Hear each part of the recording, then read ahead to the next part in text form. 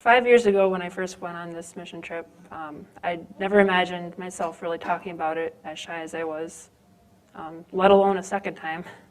So anyway, kind of how this came about, one night in January, this was after I had finished my clinicals, I finished last year, I kind of spent some time reflecting on how God had worked in my life, and I just started writing it all down. And as I wrote it, it occurred to me that, you know, maybe at some point it would be a good time to share it, especially during this pandemic era. And so when I first wrote it, I really struggled with how to put it into perspective because there were so many different directions that I could go with it, but I wasn't sure how. And so then, after some prayer and input from other people, I figured maybe I should share about my mission trip to Guyana and kind of how it has impacted me even in this pandemic era. And so, like I said, the first time that I did this message, nothing went as planned. It was a complete disaster in my opinion. I'd given my PowerPoint to the guys upstairs at the Fox Valley Church, and for whatever reason, the pictures on the front screen weren't loading. And so I was trying to describe everything that I had on my computer in front of me, and even though they couldn't see it, and so that didn't work out. Luckily, it did get better as I started talking about the impact that it had on me. And looking back, that was a blessing, I think, because you know, I realized that sometimes the less prepared you are, the more that the Holy Spirit can use you. So, and I read this morning in John 3:30 that He must increase and I must decrease. So that's the mindset I'm going in with today. So, anyway, on to my story. So since I was young, I've always been interested in traveling. As a child, my mom used to take me with her wherever I would go, and I'd always be looking at her like this in the front seat. And in fact, she says I have a bald spot or not a bald spot, a flat spot on the back of my head from doing that for so long. But yeah, that's kind of where my love of traveling started. And so when I was young, I just became fixated with the idea of going on a mission trip someday. I don't know how or when, but it was something I always wanted to do. And so when I was 12, my mom promised me that we could go someday to Africa or some other country, but we were busy on the farm, I was in school, and it just didn't end up happening. But this was all before we really started going to the Adventist church. Fast forward to fall of 2015, I'm in my senior year of high school. We had probably been coming to the Adventist church for about 9 years, and we had been here for about 3 years. And so I think a lot of you know who Travis Maloney is. So he was the one that kind of headed up the thing. So he asked if anybody was interested in going on a mission trip, and I was ecstatic because I'm thinking I finally have the chance to do something I've wanted to do for a long time. And so I volunteered along with Mike and Amy Kruger, and then Travis's 2 cousins as well.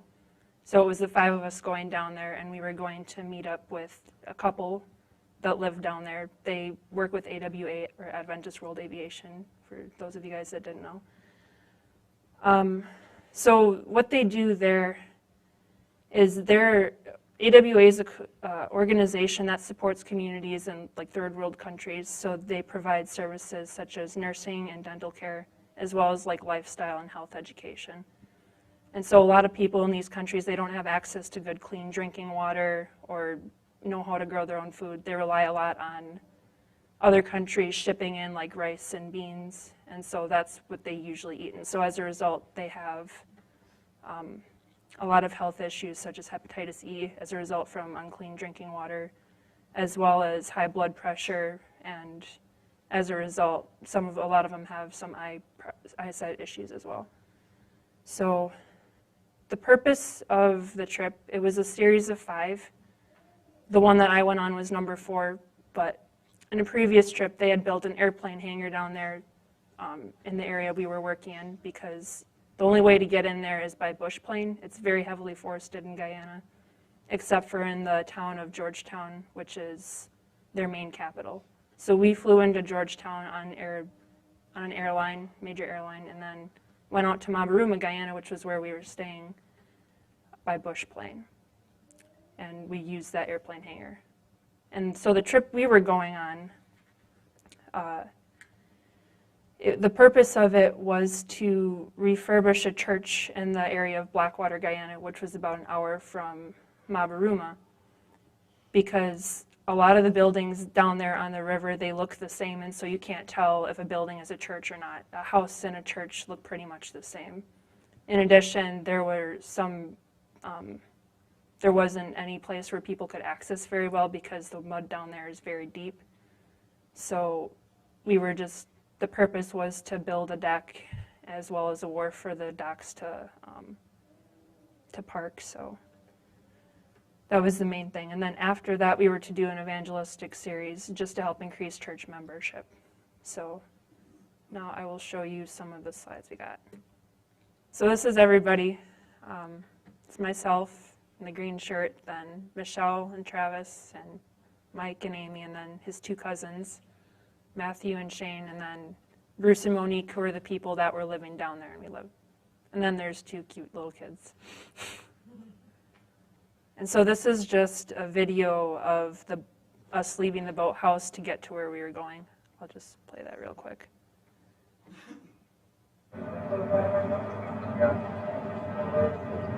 Yeah, that is the lower side.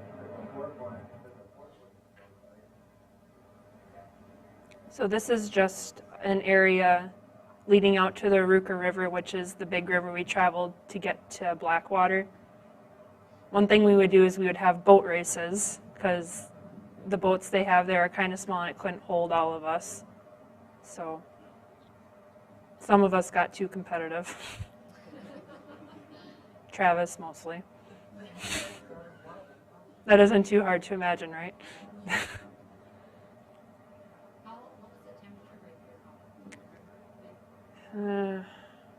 It had to have been at least 90 degrees every day, and it was extremely humid. And I should mention that it rained in the morning and every night when we came back, so that was a lot of fun. So that's that.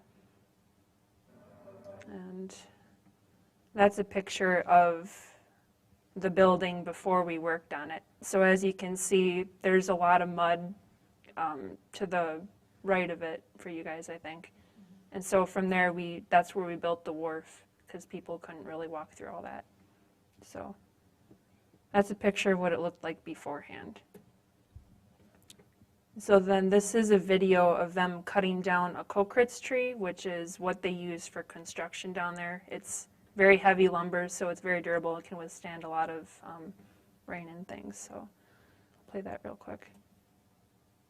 Well, maybe not.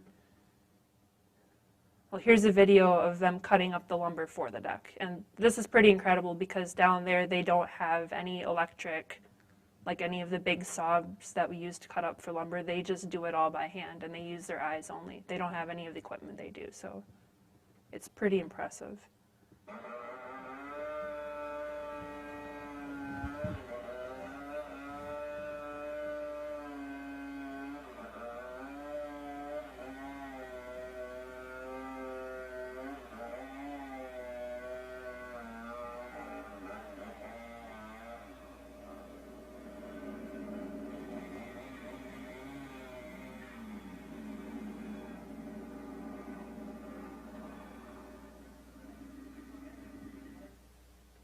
So that's how they make the boards.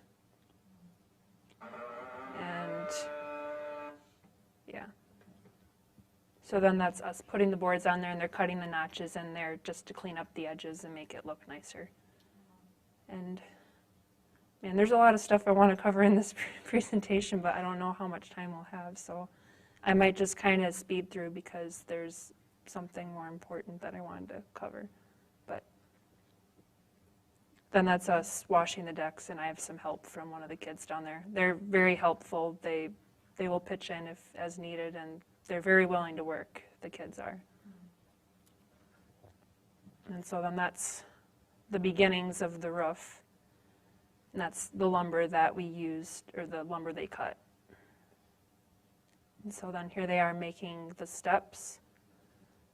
And again, they're only using their eyes and a couple of the tools that Travis brought along.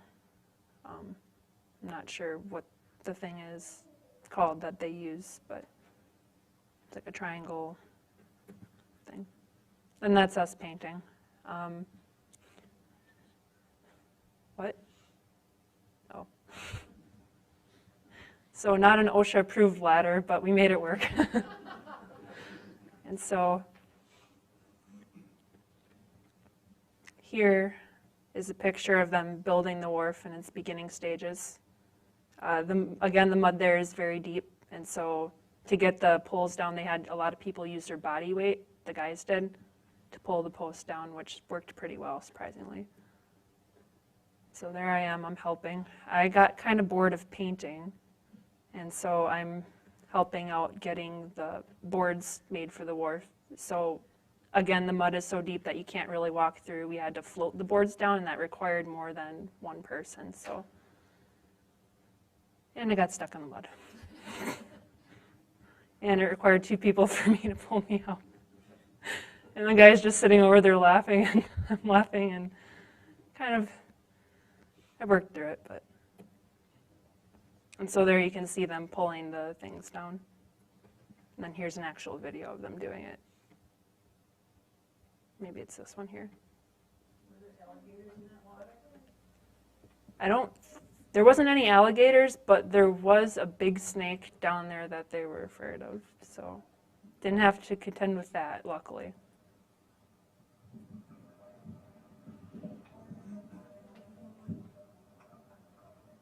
Mosquitoes worse than ours?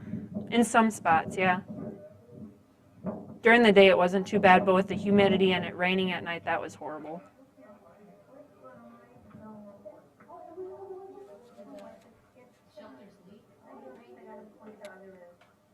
Not too bad, actually. So that's that. No, anaconda snake that we found wrapped around a saw. Oh, no. And so we couldn't obviously take it by the head and pull it off the saw that way. So Travis used a string and to avoid touching the snake, and he kind of unraveled him that way. So that's the inside of the building when it was done. We didn't do a whole lot in there. We just cleaned it up and washed the floorboards to make it look better. How many people would be able to accommodate? Well, from what I remember, I think we fit at least 60 or 70 in there. Yeah. So that's a picture of the wharf when it was finished. And there's the picture of the whole thing. We got it looking like a church, so. And then from a boat's perspective. Okay, so then, like I said, after we finished construction, we had an evangelistic series, which happened for 5 days. And so what they would do is some people from the church, the elders, they would go out and they would pick up people along the road. And those boats could probably fit at least 15 or 20 people. And we had at least 2 boatloads come in by each day. So 30 or 40 people to every meeting, which was pretty incredible, which was a really big blessing. There's another picture. And then there's everybody. So as you can see that it can accommodate quite a few people in there. I just have a couple of random pictures. And then we had one lady come up and help with music for the services. Were they speaking English, or did they have? They do, yeah. It's broken English. They can speak it better than they can read it, but even so. I believe what I heard was that the British populated Guyana, and so that's kind of where the natives learned how to speak English. Their primary language is Guyanese, but for obvious reasons. And so then I should mention that the guys, they did the evangelistic series and the adults were in there, and then me, Amy, and Michelle and Monique helped with the children's Sabbath school. So we did a lot of arts and crafts, which the kids love. They don't have the opportunity to do that very much. We also sang songs and played games, and there was a lesson that we did every day too. And so here we're making Noah's Ark out of paper plates and a couple of other odds and ends. through funds gathered by AWA, which was kind of nice. And here we are playing Egg and Spoon. And the kids like that a lot. And I have a video of us playing Simon Says. And the thing that amazes me is that it doesn't take much to make these kids happy. And that just always has stuck with me. But I'm going to play the video.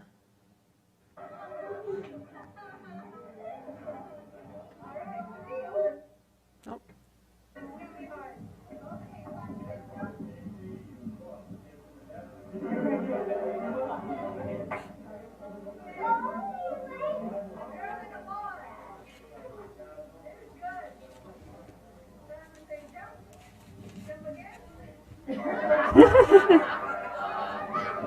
So, yeah. They had a lot of fun with that game. Oh, yeah. I'm going to get something real quick.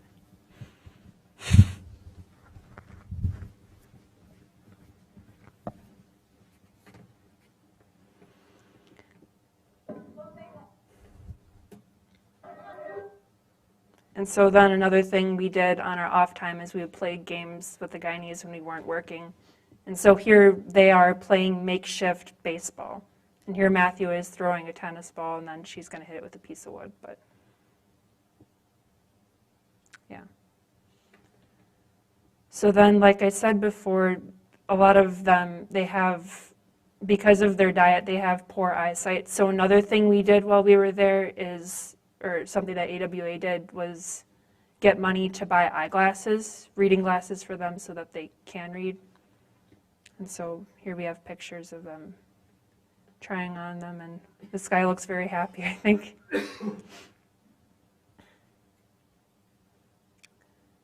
And so then here, so as you guys know, Amy used to be a nurse, and so she was able to use her skills while we were down here. And I don't know if you guys saw in the video of them cutting up the boards, but because of the mud, it doesn't really pay to wear shoes. So sometimes they will have accidents where they accidentally cut their toes with a chainsaw or it hits against their leg.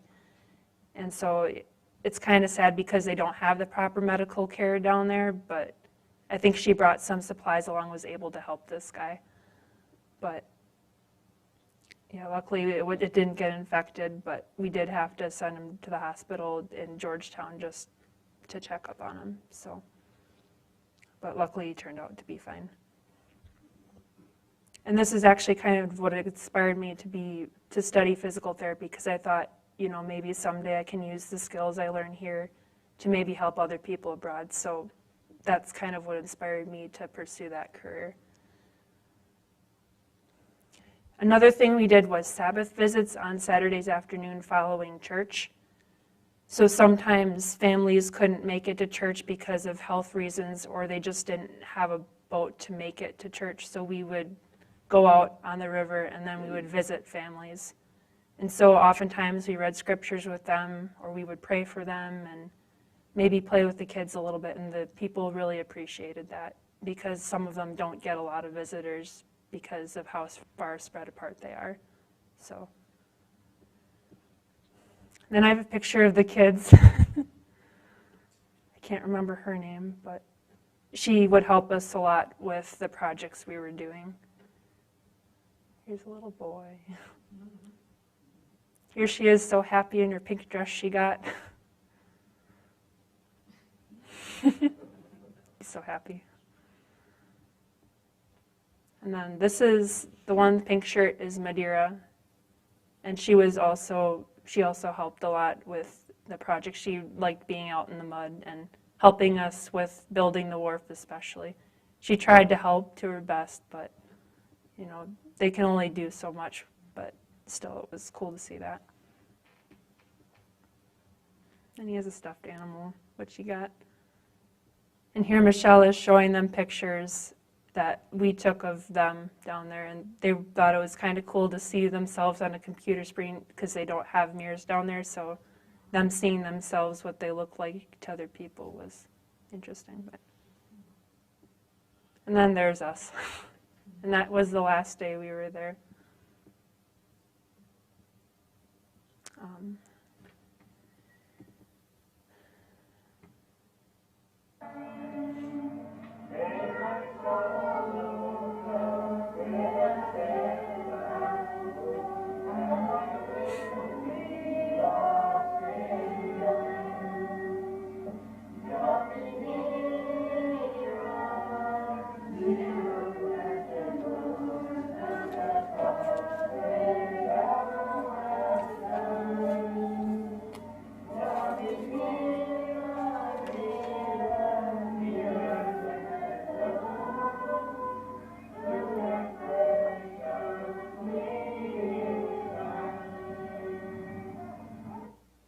So in case you guys didn't notice, that is our closing song for today.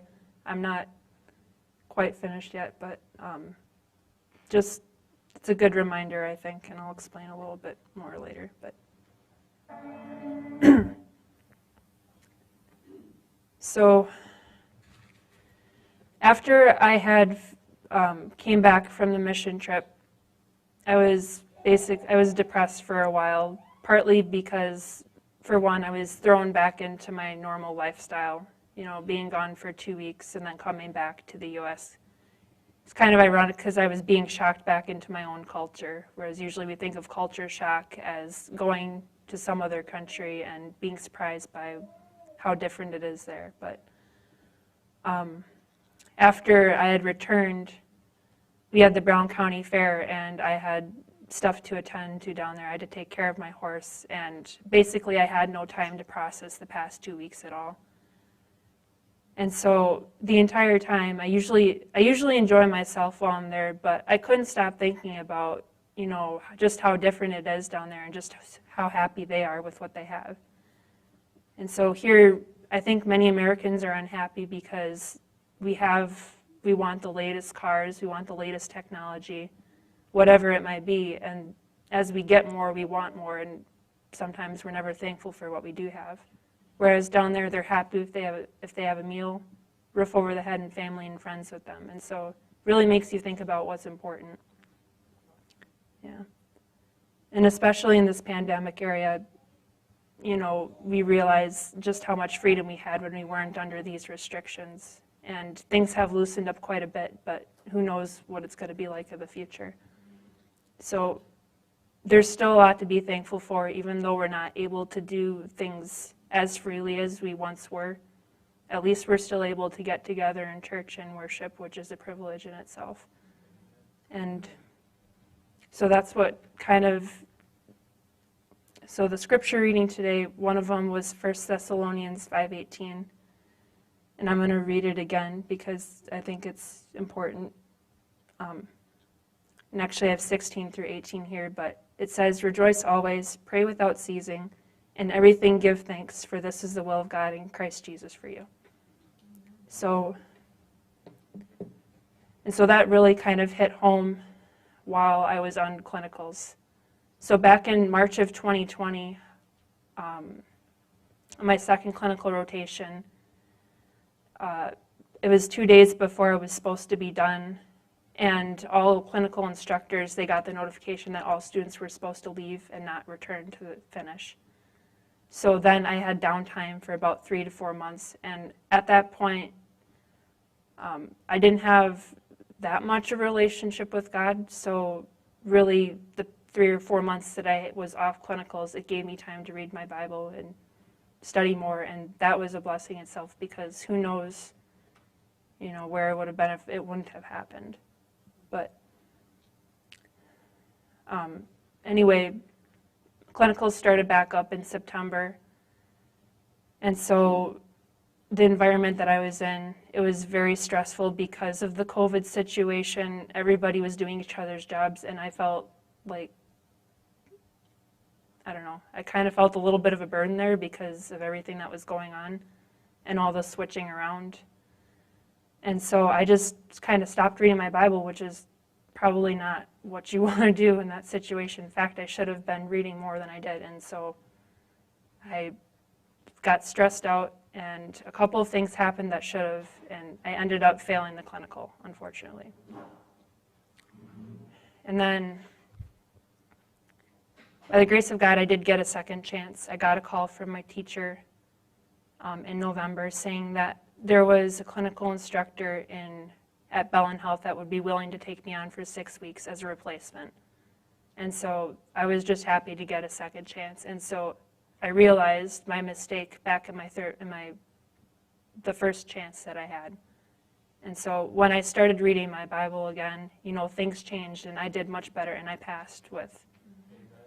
So, and another blessing of that was that I got to meet Marty, who is also a Christian. We got to have several discussions about her beliefs.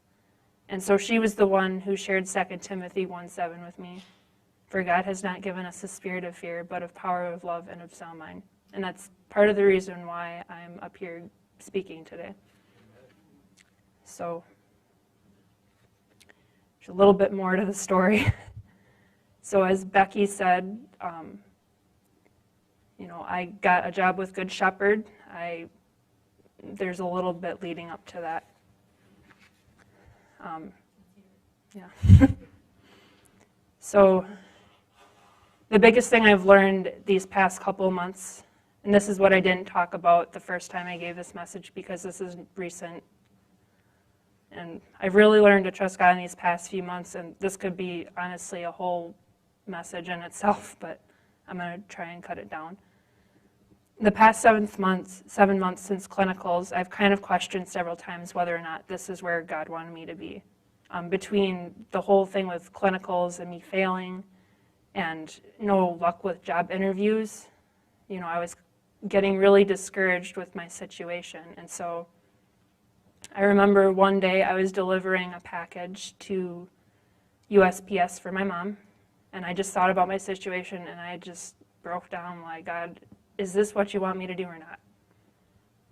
30 minutes later, I get a phone call from a company that I interviewed for, and I didn't listen to the voicemail right away. I listened to it the next day, but I called them back, and they asked me if I wanted a job in Plymouth. And it wasn't an ideal situation, but I was just happy to take what I get, so I took it. And I haven't worked there yet because they've been swamped, but this leads me to another part.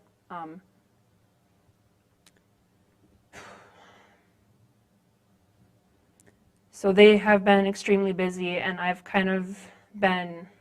they haven't had time to call me and set up orientation dates, so I was starting to get discouraged again a little bit. And yeah, I kept praying. I'm still like, God, are you sure this is what you want me to do? And in the meantime, I was facing a decision.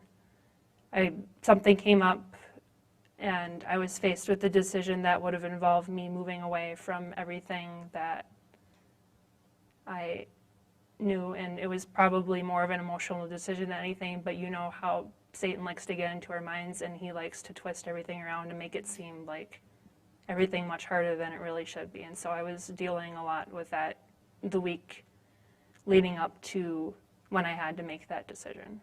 And so with the counsel of a couple of other people, I didn't have the financial expenses at the time, or financial needs, and he said, maybe just wait to do it, because I was considering even selling my car to do that.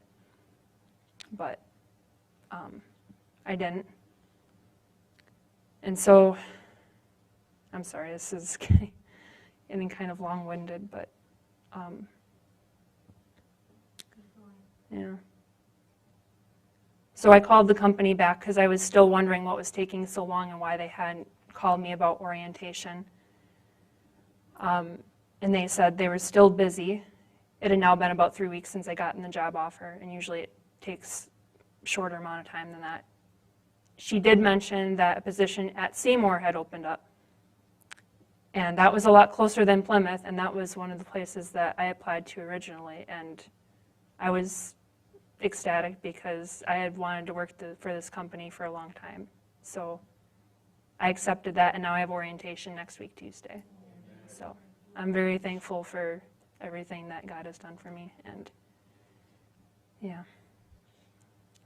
And finally, leading back to the original point, you know, I've really learned to trust God with his decisions and his plans. And Proverbs 3:5-6 reads, "Trust in the Lord with all your heart. Lean not on your own understanding."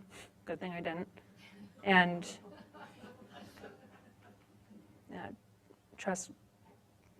acknowledge him and he will direct your paths. So, and the biggest thing I learned too is that you don't necessarily have to go on a mission trip to be of service to God. He can use you where you're at. And so I'm going to close with a quote from Ellen White. And so this is from the Ministry of Healing, page 148.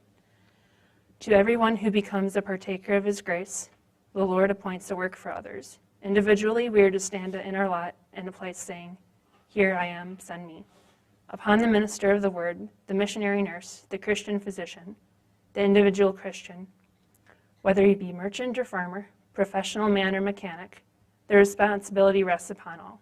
It is our work to reveal to men the gospel of their salvation. Every enterprise in which we engage should be a means to this end."